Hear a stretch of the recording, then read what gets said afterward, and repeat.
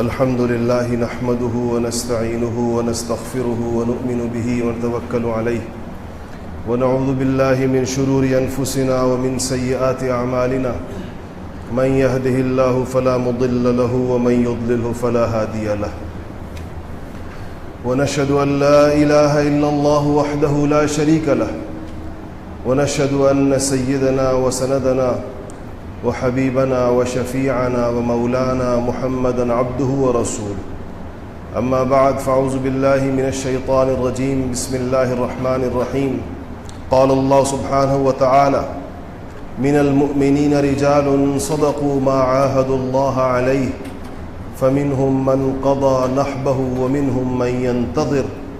وما بدلوا تبديلا صدق الله العظيم۔ میرے عزیز دوستوں، بھائیوں، میرے بزرگوں، ایک آیت آپ کے سامنے قرآن کریم کی پڑھی ہے، اور یہ ان آیتوں میں سے ہے کہ جو لوگ اس کا مصداق ہیں، جن کے لیے اللہ جل شانہ نے یہ فرمایا ہے، ان کی کامیابیاں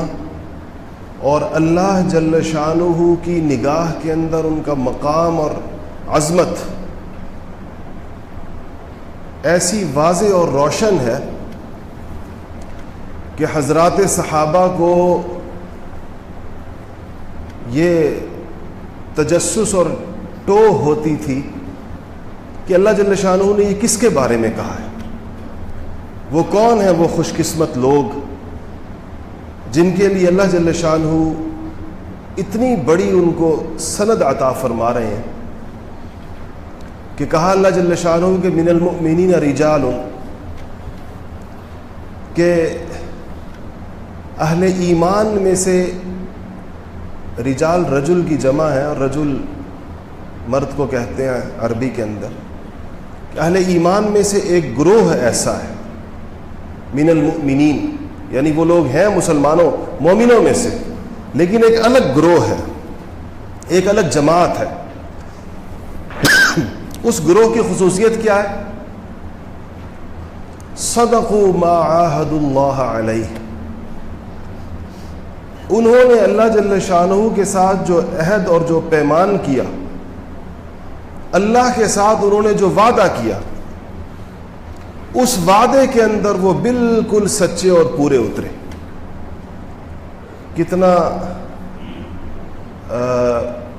کتنی بڑی بات ہے۔ بعض روایتوں کے اندر آتا ہے کہ سیدنا ابوبکر صدیق رضی اللہ تعالی عنہ نے رسول اللہ صلی اللہ علیہ وسلم کی داڑھی مبارک میں، آپ کی ریش مبارک میں چند سفید بال دیکھے، بال سفید ہو گئے چند، تو سیدنا ابوبکر صدیق رضی اللہ تعالیٰ عنہ نے فرمایا کہ شبت یا رسول اللہ، یا رسول اللہ آپ بوڑھے ہو گئے، آپ کی داڑھی میں سفید بال آ گئے۔ تو حضور نے فرمایا کہ شیبتنی ہود و اخواتھا، مجھے سورہ ہود نے اور اس جیسی کچھ صورتوں نے بوڑھا کر دیا۔ مفسرین نے اس پہ کلام کیا ہے کہ سورہ ہود میں ایسی کون سی بات ہے جس سے رسول اللہ صلی اللہ علیہ وسلم جس کے خوف سے یا جس کے احساس ذمہ داری سے بوڑھے ہو گئے؟ تو اہل علم نے لکھا ہے کہ یہ جو اللہ جل شانہ نے فرمایا کہ فاستقم کما امرت، کہ آپ کو جیسی استقامت، حضور کو خطاب ہے، حضور سے کہا جا رہا ہے کہ آپ کو جیسی استقامت اختیار کرنے کا حکم دیا گیا ہے ویسی استقامت اختیار کیجیے۔ تو اللہ جل شانہ نے جیسی استقامت کا حکم دیا ہے، جو اللہ کا معیار، اللہ کا پیمانہ ہوگا، اس پر انبیاء لرزتے ہیں کہ خدا جانے ہم اس پیمانے پر پورے اتریں گے یا نہیں اتریں گے۔ اللہ تعالیٰ خدا جانے کس معیار کی ہم سے استقامت چاہتے ہیں۔ ہم اپنی طرف سے استقامت سمجھ رہے ہوں اور وہ اللہ تعالیٰ کے یہاں قبول ہی نہ ہو، وہ اللہ کے یہاں استقامت نہ ہو۔ یہاں یہ جو آیت میں نے آپ کے سامنے پڑھی اس میں کہا گیا کہ من المؤمنین رجال، کے مومنوں میں ایک جماعت ایسی ہے کہ اللہ کہہ رہے ہیں کہ صدقوا ما عاہدوا اللہ علیہ، کہ انہوں نے جو اللہ تعالیٰ کے ساتھ عہد کیا، اللہ کے ساتھ جو وعدہ کیا، وہ انہوں نے پورا کیا۔ فمنہم من قضى نحبہ، اس جماعت میں سے کچھ لوگ ایسے ہیں کہ جو اپنا وقت صداقت کا اللہ کے ساتھ اپنا معاملہ ٹھیک کرنے کے بعد، اللہ کے ساتھ اپنا وعدہ پورا کرنے کے بعد اپنا وقت گزار کر چلے گئے، یعنی وہ دنیا سے اس حال کے اندر رخصت ہوئے ہیں کہ اللہ جل شانہ یہ فرماتے ہیں کہ انہوں نے وعدہ پورا کیا۔ وَمِنْهُمْ مَنْ يَنْتَظِرُ، اور مومنوں کے اندر ایک جماعت اور ایسی ہے کہ جو اس انتظار کے اندر ہے کہ ہمارا وقت کب آتا ہے، جب ہمیں اللہ تعالیٰ کے ساتھ اپنا وعدہ پورا کرنے کا وقت آئے۔ وما بدلوا تبدیلا، اللہ تعالیٰ فرما رہے کسی قسم کی تبدیلی، ان کے ایمان کے اندر، ان کی کیفیات کے اندر، ان کے جذبات کے اندر، اللہ تعالیٰ کے ساتھ ان کے عہد کے اندر کسی قسم کی کوئی تبدیلی نہیں آئی، وہ اسی طرح پختہ اور پکے اپنی جگہ کے اوپر کھڑے ہوئے ہیں جیسا کہ وہ اسلام لاتے ہوئے، اسلام قبول کرتے ہوئے، دین کے اندر داخل ہوتے ہوئے جس طرح کہ وہ کھڑے تھے۔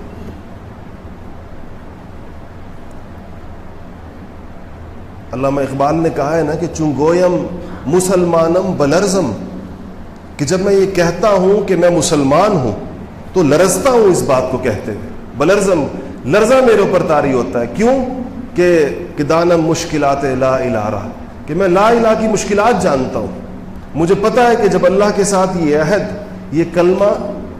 یہ ایمان، یہ ایک عہد ہے اللہ جل شانہ کے ساتھ، کہا چونکہ میں اس عہد کی تفصیلات جانتا ہوں، چونکہ میں اس کی مشکلات جانتا ہوں کہ یہ انسان اللہ تعالیٰ کے ساتھ کیسا وعدہ کر رہا ہے، اس لیے جب مسلمانی کا دعویٰ کرتا ہوں اور یہ کہتا ہوں کہ میں وہ ہوں جو مسلمان ہے، جس نے لا الہ پڑھا ہے، تو میں لرزتا ہوں اس بات کے اوپر کہ اس کا تو آخرت میں حساب ہے، پوچھا جائے گا۔ احد کے میدان میں، غزوہ احد کے موقع پر مسلمانوں کی بڑی آزمائش ہوئی، اللہ جل شانہ کی ایک مشیت تھی کہ بدر کے اندر شاندار فتح کے صرف ایک سال کے بعد، سن 2 ہجری کے اندر بدر ہوا ہے اور سن 3 ہجری کے اندر احد ہوا ہے، اس کے ایک ہی سال کے بعد یہ مارکا مسلمانوں کے سامنے آیا، جس میں ایک سامنے کی فتح جو ہے، ایک سامنے کی بظاہر کامیابی جو ہے، وہ دیکھتے ہی دیکھتے ناکامی کے اندر بدل گئی۔ احد کا جو سب سے حساس مرحلہ آیا، ایک ایسا موقع آیا احد کے اندر جب رسول اللہ صلی اللہ علیہ وسلم کل 13 لوگوں کے ساتھ رہ گئے، اور ان 13 لوگوں کے ساتھ آپ مکمل مشرکین کے نرغے کے اندر آ گئے۔ چاروں طرف سے تیر برس رہے تھے، تلواریں چل رہی تھیں، نیزے چل رہے تھے، اور آپ کے ساتھ صرف 13 جان نثار تھے، باقی مسلمانوں کا لشکر تتر بتر ہو گیا تھا، مختلف حصوں میں بٹ گیا تھا، ٹوٹ گیا تھا۔ اسی دوران آپ کی شہادت کی اطلاع بھی اڑی، جس نے مسلمانوں کی مزید اوسان خطا کر دیے، ان کے مزید حوصلے پست کر دیے۔ ان 13 لوگوں میں سے جو آپ کے ساتھ اس وقت تھے، 11 انصار تھے اور 2 مہاجر تھے۔ وہ 2 مہاجر، ایک حضرت سیدنا طلحہ رضی اللہ تعالی عنہ تھے اور دوسرے حضرت سیدنا سعد بن ابی وقاص رضی اللہ تعالی عنہ تھے۔ یہ دونوں عشرہ مبشرہ میں سے ہیں، ان میں سے ہیں جن کو دنیا میں جنت کی بشارت ہوئی ہے، اور 11 انصاری تھے۔ یکے بعد دیگرے وہ 11 کے 11 انصاری شہید ہو گئے، 2 لوگ رہ گئے آپ کے ساتھ، ایک حضرت طلحہ اور ایک حضرت سعد بن ابی وقاص۔ تو ان دونوں حضرات نے غیر معمولی جانفشانی، اور تلواریں چل رہی ہوں، نیزے چل رہے ہوں، اور اس کے اندر تیر چل رہے ہوں، اور دفاع کرنے والے 2 بندے ہوں، تو ظاہر بات ہے کہ وہ حضور صلی اللہ علیہ وسلم کی سواری کے چاروں طرف سے دفاع کر رہے تھے۔ سیدنا طلحہ رضی اللہ تعالیٰ عنہ کو اس مارکے کے اندر، اس حضور صلی اللہ علیہ وسلم کی اس حفاظت کے اندر 100 سے زیادہ زخم ان کے جسم کے اوپر آئے، آپ کا ہاتھ شل ہو گیا، انگلیاں اڑ گئی تھیں اسی کے اندر۔ سیدنا ابوبکر صدیق رضی اللہ تعالیٰ عنہ فرماتے تھے کہ یوم الاحد کلہ لطلحہ، کہ احد کا دن تو طلحہ کا دن تھا، وہ تو طلحہ نے اس دن کمائی کی ہے جو اس دن انہوں نے کرنی تھی. تو اور حضور صلی اللہ علیہ وسلم نے قدم قدم کے اوپر بشارتیں دی، قدم قدم کے اوپر بشارتیں دی. حدیثی کتابوں میں آتا ہے کہ جب آپ ادھر سے نکلے احد سے اور اس پہاڑ کی طرف جہاں آپ نے پناہ لی وہاں جا رہے تھے تو آپ نے 2 زرہیں پہنی ہوئی تھی، اور 2 زرہیں پہننے کی وجہ سے انسان کا جسم بھاری ہو جاتا ہے. ایک چڑھائی آئی جس کے اوپر آپ چڑھائی کی عمودی ہونے کی وجہ سے آپ اس پہ چڑھ نہیں پا رہے تھے، تو سیدنا طلحہ رضی اللہ تعالی عنہ نے اس حالت کے اندر، یعنی وہ 100 زخم کھا چکے ہیں، ہاتھ ان کا شل ہو گیا ہے، انگلی ان کی اڑ گئی ہے، رسول اللہ صلی اللہ علیہ وسلم کو اٹھا کر اس کے اوپر پہنچایا تو آپ نے فرمایا کہ اوجبت طلحہ نے اپنے اوپر جنت واجب کر دی. دوسرے موقع پر فرمایا کہ اگر کسی نے زندہ شہید دیکھنا ہو، چلتا پھرتا شہید دیکھنا ہو تو وہ طلحہ کو دیکھے. یہ دن ظاہر بات اللہ جل شانہ نے ان سے کام لیا. صحابہ فرماتے ہیں کہ ایک دن ایک دیہاتی، ہمیں ایک چیز کا تجسس تھا، لیکن حضور صلی اللہ علیہ وسلم کی اتنی عظمت اور آپ کا اتنا مقام ہماری نگاہوں کے اندر ہوتا تھا کہ ہم ہر بات آپ سے یوں پوچھ نہیں سکتے تھے کہ جو بات یعنی وہ جو دین کے ضروری مسائل ہیں وہ تو ہم ضرور پوچھتے تھے، لیکن بعض باتیں ایسی ہوتی ہیں کہ اس کو پوچھتے ہوئے ہمیں یہ حجاب ہوتا تھا کہ پتہ نہیں یہ پوچھنے کی بات ہے بھی یا نہیں ہے. اس آیت کے بارے میں صحابہ کہتے ہیں کہ ہمیں بڑا تجسس تھا کہ اللہ نے فرمایا کہ من المؤمنین رجال صدقوا ما عاهدوا اللہ علیہ، کہ مسلمانوں میں ایک جماعت ایسی ہے جس نے اللہ کے ساتھ اپنا وعدہ پورا کیا ہے. یہ کون سے لوگ ہیں؟ یہ کس کے بارے میں اللہ نے فرمایا ہے؟ تو کہتے ہیں ہمیں اس کا تجسس تھا، لیکن پوچھتے ہوئے حجاب ہوتا تھا، حیا آتی تھی. تو ہم ویسے بھی صحابہ کا معمول یہ تھا، کہتے ہیں کہ ہم نے جب ایسے سوالات پوچھنے ہوں تو ہم کسی دیہاتی کا انتظار کرتے تھے. اطراف کے دیہاتوں سے بدو آیا کرتے تھے، یعنی وہ دیہاتی قسم کے اعرابی آتے تھے، تو ہم ان سے کہا کرتے تھے، وہ ہر بات پوچھ لیا کرتے تھے، ان کو اتنا زیادہ اس بات کی پرواہ نہیں ہوتی تھی، پوچھتے وہ تھے، ہمیں بھی جواب مل جاتا تھا. تو کہتے ہیں ایسے ہی ایک صاحب آئے اور وہ دیہاتی تھے. ہم نے ان سے کہا کہ یہ آیت حضور سے پوچھو ذرا کہ اس آیت میں اللہ تعالیٰ نے کن لوگوں کا ذکر کیا ہے جنہوں نے اللہ کے ساتھ اپنے وعدے کو پورا کیا ہے. تو وہ تو اعرابی تھے، دیہاتی تھے، سیدھا حضور کے پاس گئے، کہا کہ یا رسول اللہ اس آیت کے اندر کون لوگ مراد ہیں اللہ جل شانہ کی؟ تو آپ نے چہرہ مبارک دوسری طرف کر لیا، اعراض کیا، آپ نے اگنور کیا اس سوال کو. تو وہ دوسری طرف سے گئے اور دوبارہ سوال کیا، پھر آپ نے دوسری طرف، پھر تیسری طرف سے گئے، پھر سوال کیا، 3 دفعہ پوچھا، آپ نے جواب نہیں دیا. سیدنا طلحہ رضی اللہ تعالیٰ عنہ اس حدیث کو خود روایت فرماتے ہیں، کہتے ہیں آپ نے 3 دفعہ میں جواب نہیں دیا اور مسجد میں تھے آپ. کہا اتنے میں مسجد کے اندر داخل ہوا. حضرت طلحہ فرماتے ہیں، کہتے ہیں میں مسجد میں داخل ہوا تو حضور نے پوچھا کہاں گیا وہ شخص جو مجھ سے پوچھ رہا تھا کہ من المؤمنین رجال صدقوا ما عاهدوا اللہ علیہ کے اندر کون لوگ مراد ہیں؟ تو وہ آدمی سامنے آ گیا، رسول اللہ میں نے پوچھا. تو آپ نے طلحہ کی طرف اشارہ کر کے کہا کہ یہ مراد ہے اللہ تعالیٰ کا. اللہ نے ان لوگوں کے بارے میں فرمایا کہ یہ وہ لوگ ہیں جنہوں نے اللہ کے ساتھ اپنے، یعنی حضرت طلحہ کی طرف اشارے سے مراد پوری جماعت صحابہ کی طرف اشارہ ہے کہ یہ وہ لوگ ہیں جنہوں نے اللہ کے ساتھ اپنے عہد کو نبھایا ہے،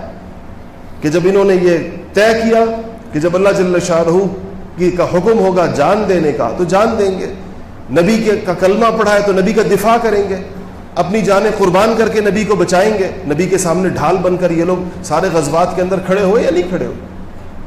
حضور صلی اللہ علیہ وسلم کے بعد بھی جتنی غزوات ہوئیں اس کے اندر ان لوگوں نے جو اسلام کا تقاضا تھا اس کے مطابق عمل کیا. جیسے یہ حضرات کلمہ پڑھ کر لا الہ الا اللہ محمد الرسول اللہ پڑھ کر اپنے آپ کو اس بات کا ذمہ دار سمجھتے تھے کہ ہم ایک عہد میں اللہ تعالیٰ کے ساتھ داخل ہو گئے، ہم نے اللہ کے ساتھ ایک معاہدہ کیا. بالکل ایسا ہی عہد ہم سب نے بھی کیا اللہ تعالیٰ سے، ایک فرق کے ساتھ ہے. شاید فرق یہ ہے کہ ان حضرات نے کلمہ اپنے شعور کی زندگی کے اندر جب سارے کے سارے بالغ ہو گئے تھے، بڑے ہو گئے تھے، اس وقت ایک پورے شعور کے ساتھ، ایک سمجھ کے ساتھ، ایک اختیار کے ساتھ پڑھا. اور مجھے اور میری اور آپ کی خوش قسمتی ہے، لیکن وہ خوش قسمتی ہمارے لیے ایک رکاوٹ بن گئی کہ ہمیں یہ پتہ نہیں چلا کہ ہم نے کلمہ کب پڑھا، کیونکہ مسلمان پیدا ہوئے، پیدائشی طور پر مسلمان تھے، اور ہمیں پتہ ہی نہیں چلا کہ یہ عہد، یہ جو لا الہ الا اللہ کا عہد ہے، یہ ہماری طرف کس وقت متوجہ ہوا. عہد لا الہ الا اللہ ہے کیا؟ یعنی جب ایک انسان کہتا ہے کہ لا الہ الا اللہ، کہ کائنات کے اندر، دنیا کے اندر اور دنیا سے باہر اللہ جل شانہ کے علاوہ کوئی الہ نہیں، اس کا مطلب کیا؟ اگر ہم میں سے کسی سے یہ پوچھا جائے کہ آپ اس کو بیان کریں، دیکھیں یہ مسلمانی کی، اسلام کی بنیاد ہے، اور شاید اگر ہم سے پوچھا جائے کہ آپ اس پہ بات کریں، بتائیں، سمجھائیں، کوئی غیر مسلم ہم سے پوچھ لے، کوئی نو مسلم ہم سے پوچھ لے کہ آپ مجھے لا الہ الا اللہ کی تفصیل بتائیں کہ کیا ہے، اس سے مراد کیا ہے، تو شاید ہم چند دو چار رٹے رٹائے جملوں کے علاوہ ہم اسی کوئی تفصیل بیان نہیں کر سکتے۔ اس سے اللہ جل شانہ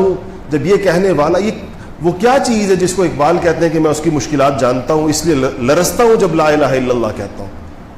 کہ یہ زبان کے بول ہیں لیکن اس کے پیچھے ایک حقیقت درکار ہے، اس کے پیچھے ایک حقیقت ہے کہ اگر انسان اس کے اوپر کھڑا ہے تو واقعی اس کا کلمہ پھر کلمہ ہے۔ آخر اس کلمے میں وہ کون سا وزن ہے جو رسول اللہ صلی اللہ علیہ وسلم نے فرمایا کہ اگر ایک پرچی پر اس کو لکھ دیا جائے اور ترازو کے ایک پلڑے کے اندر ڈال دیا جائے اور ترازو کے دوسرے پلڑے کے اندر دنیا و ما فیہا، حدیث کے الفاظ یہی ہیں نا کہ دنیا و ما فیہا، یعنی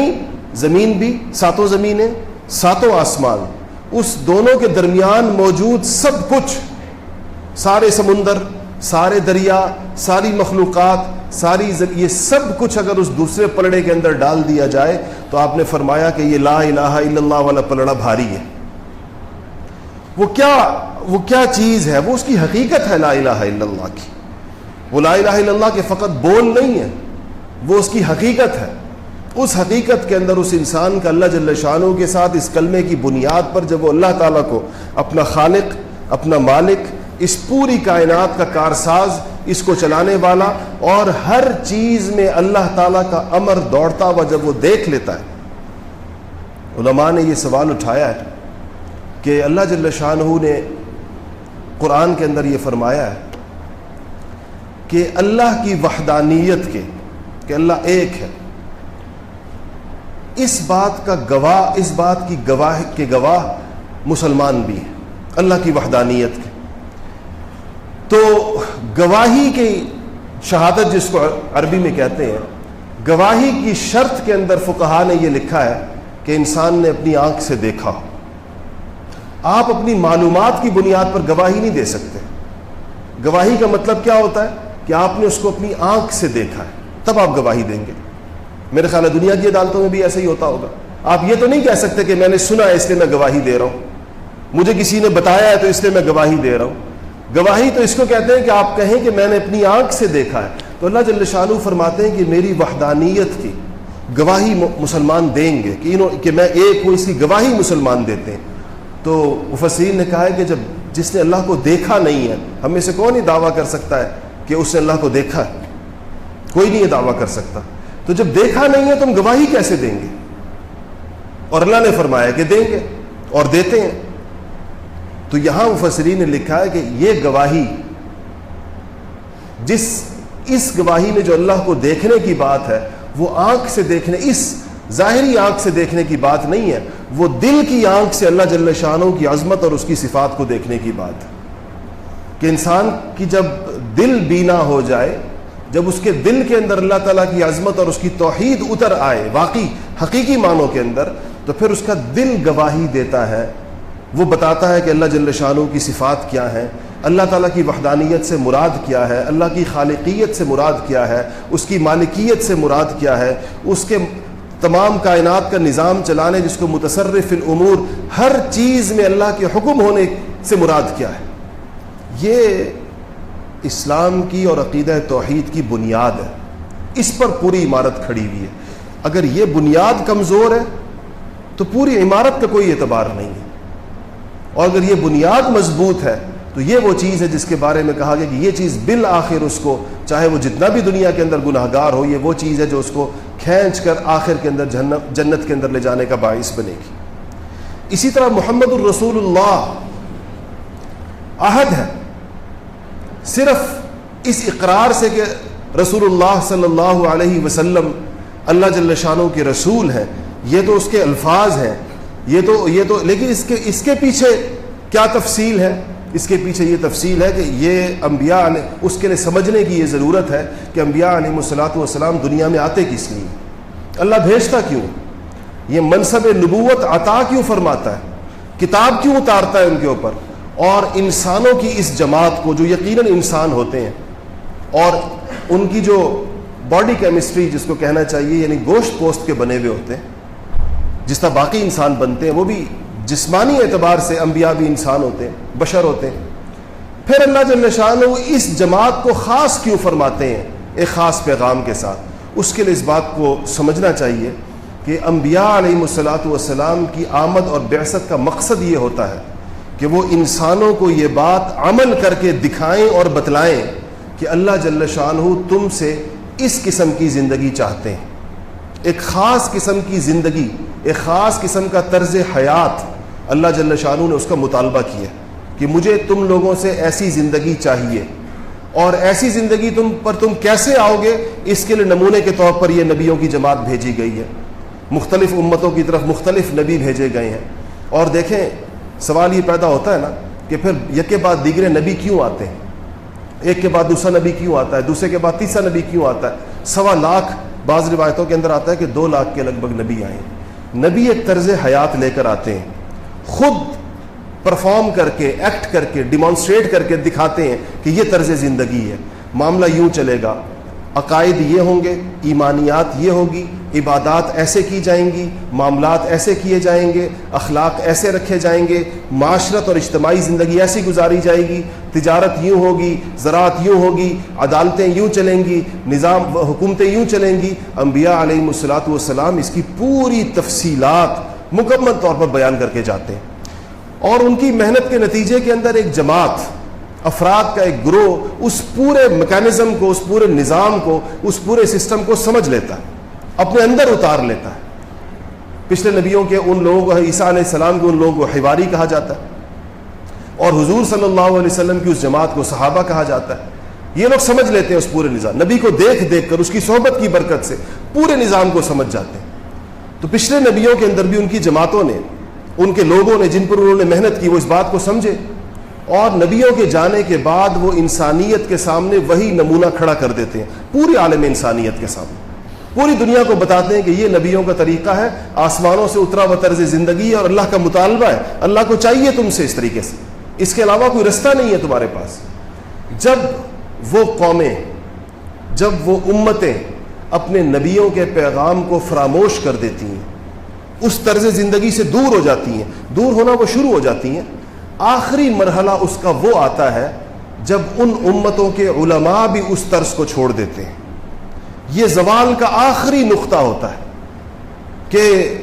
امت کے جو علماء ہوتے ہیں وہ بھی کرپٹ ہو جاتے ہیں، وہ بھی احکامات خداوندی کے اندر اونچ نیچ کرنا شروع کر دیتے ہیں، جیسے علماء یہود کرتے تھے، جیسے علماء نصارہ کرتے تھے۔ جب یہ مرحلہ آ جاتا ہے تو یوں سمجھے کہ پورا نظام فاسد ہو جاتا ہے، کتاب بدل دی جاتی ہے، اس میں تحریف ہو جاتی ہے، قومیں وہ زندگیاں گزارنا چھوڑ دیتی ہیں، حتیٰ کہ ان کے علماء بھی بدل جاتے ہیں، وہ بھی اپنی معاشرے جیسے ہو جاتے ہیں، جیسے لوگ کہتے ہیں نا جیسی روح ویسے فرشتے، جیسی قوم ہوتی ہے ویسے مولوی ہوتے ہیں، علماء ہوتے ہیں، وہ کوئی آسمان سے تو نہیں اترے ہوتے، اسی مخلوق میں سے وہ بھی نکلے ہوتے ہیں۔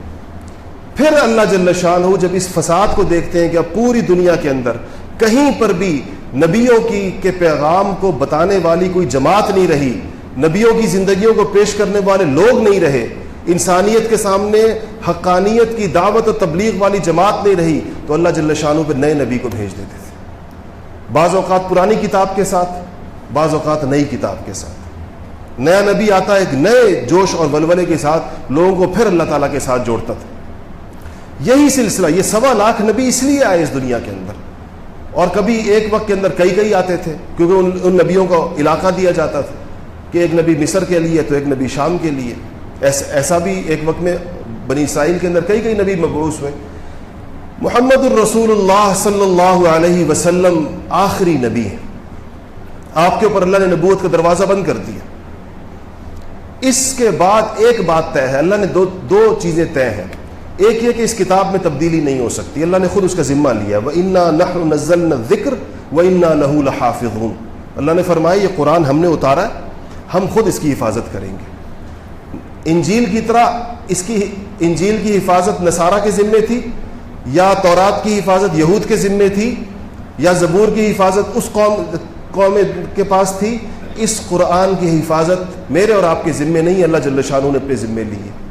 ایک تو یہ محفوظ رہے گا قیامت تک، اور اس کی وجہ بھی بڑی واضح ہے کہ اور کتاب نہیں آنی۔ اگر کوئی اور کتاب آنی ہوتی تو اس کے ساتھ بھی وہی معاملہ ہوتا جیسے پچھلی کتابوں کے ساتھ ہوا۔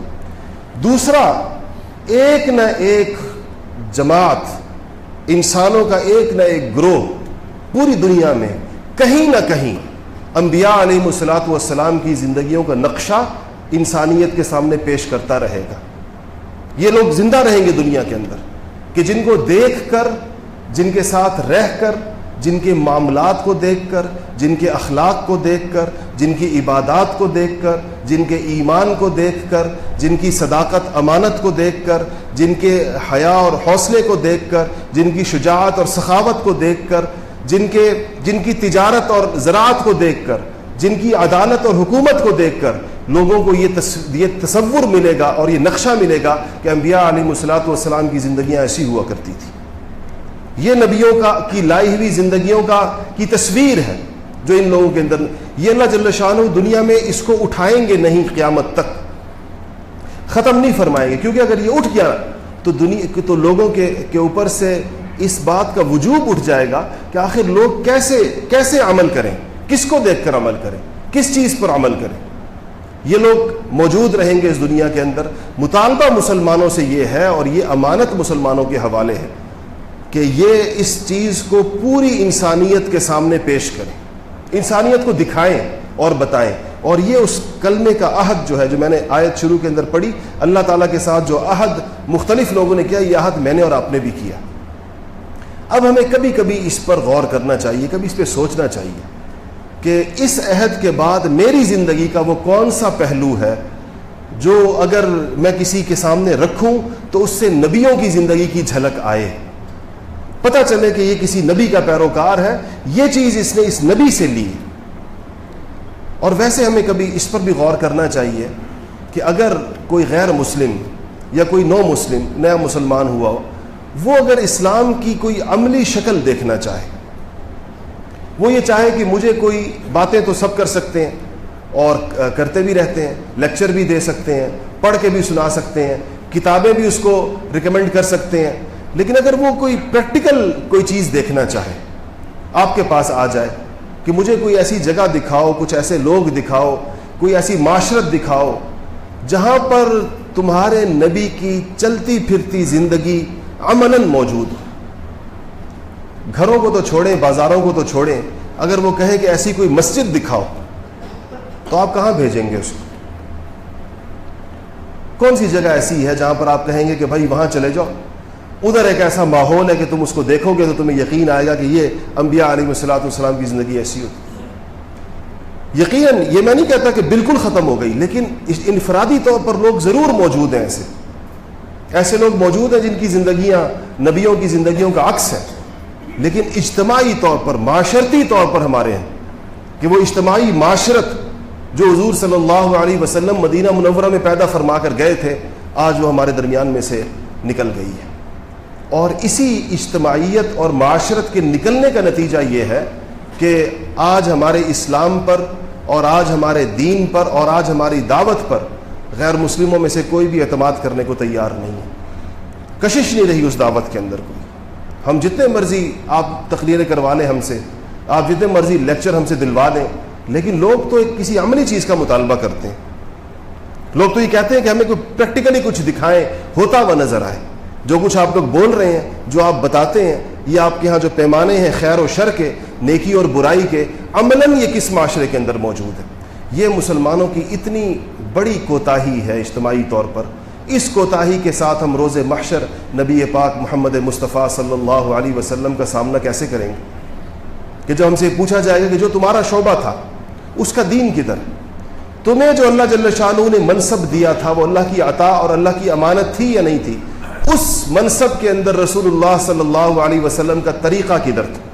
اس میں حضور کی ہدایات کدھر؟ اتنی واضح اور ہدایات ایسے الفاظ کے ساتھ ہیں۔ یہ تجارت کے احکامات آپ دیکھیں، اتنی وضاحت کے ساتھ آپ نے فرمایا یہ طریقے جائز ہیں، یہ چیزیں ناجائز ہیں، یہ منافع جائز ہیں، یہ منافع ناجائز ہیں، خریدنے والے کے لیے یہ جائز ہے، یہ ناجائز ہے۔ واضح اور دو ٹوک احکامات ہیں۔ ہم سے ہماری تجارتوں کے اندر پوچھا جائے گا, ہم سے ہماری ملازمتوں کے اندر پوچھا جائے گا, ہم سے ہمارے فیصلوں اور عدالتوں کے اندر پوچھا جائے گا کہ یہ جو منصب تم لوگوں کے, یہ جو تم لوگ اپنے دائرہ کار کے اندر, اپنے گھر کے اندر, اپنے بازار کے اندر, اپنے دفتر کے اندر جو تمہارا دائرہ کار تھا, یہ جو روایت آپ ہمیشہ سنتے ہیں حدیث شریف, میرے خیال آپ سب نے بارہا سنی ہوگی کہ کلکم راع وکلکم مسئول عن رعیتہ. اس کا کیا مطلب کہ تم میں سے ہر شخص نگہبان ہے. کس چیز کا نگہبان ہے؟ احکامات کا نگہبان ہے, کہ وہ اپنے دائرہ کار میں, اپنی جورسڈکشن میں یہ دیکھے گا کہ اللہ تعالیٰ کے احکامات اور حضور صلی اللہ علیہ وسلم کا طریقہ موجود ہے یا موجود نہیں ہے. کہ اللہ تعالیٰ نے فرمایا اس پر میں تم سے پوچھوں گا. حضور نے فرمایا کہ اللہ جل شانہ قیامت میں پوچھیں گے, اور جورسڈکشن سے باہر نہیں پوچھیں گے, اپنے دائرہ اختیار کے اندر پوچھیں گے کہ تم اپنے دائرہ اختیار کا حساب دو کہ تمہارے دائرہ اختیار میں احکامات کدھر ہیں, تمہارے دائرہ اختیار میں سنتیں کدھر ہیں. یہ ہیں وہ مشکلات لا الہ, جس کو اقبال کہتے ہیں چونکہ جانتا ہوں اس وجہ سے لرزتا ہوں اس کے بارے میں کہ یہ مجھ سے پوچھا جائے گا اور ہر انسان سے پوچھا جائے گا. آج ہمیں یہ جو مسلمانی کا دعویٰ ہمارے لیے اتنا آسان ہو گیا ہے, اس کی وجہ یہ ہے کہ اس کی تفصیلات ہمیں پتہ نہیں ہے. اس کے لیے پہلی چیز جو ہے, میں آپ سے عرض کروں, اس پہ بات ختم کروں, پہلی چیز یہ ہے کہ دین کا ضروری علم حاصل کرنا چاہیے, بنیادی علم حاصل کرنا چاہیے. ہمارے پاس بالکل جو ایلیمنٹری لیول کا, بالکل ہی جو بنیادی چیزیں ہوتی ہیں, وہ بھی چونکہ بدقسمتی سے ہمارے نظام تعلیم کا حصہ نہیں ہے, اس لیے ہمیں وہ پتہ بھی نہیں ہوتی. مجھے سب سے زیادہ واسطہ پڑتا ہے نوجوانوں کے ساتھ, یونیورسٹیوں کے اندر, فیکلٹیز کے ساتھ, مختلف جگہوں کے اوپر. ہمیں وہ پیمانہ معلوم ہے کہ لوگ ضروری دین کے علم کے اندر کس جگہ کھڑے ہیں, اور وہ اتنا حیران کن پیمانہ ہے کہ بالکل بنیادی چیزوں سے لوگوں کی ناواقفیت, عام طور پر, عمومی طور پر, اور اچھے خاصے تعلیم یافتہ سمجھے جانے والے حلقوں کے اندر بھی. باقی دیہاتوں کے اندر اور دوسری جگہوں کے اوپر تو آپ پوچھیں نا. اس کی ہمیں اب سب سے پہلی ذمہ داری علم اور آگہی ہے. جب انسان کو علم آتا ہے تو اس کو پتہ چلنا شروع ہوتا ہے کہ میرے ذمہ کیا کیا ہے. اللہ جل شانہ مجھے اور آپ کو, ہم سب کو ضروری علم حاصل کرنے کی توفیق نصیب فرمائے.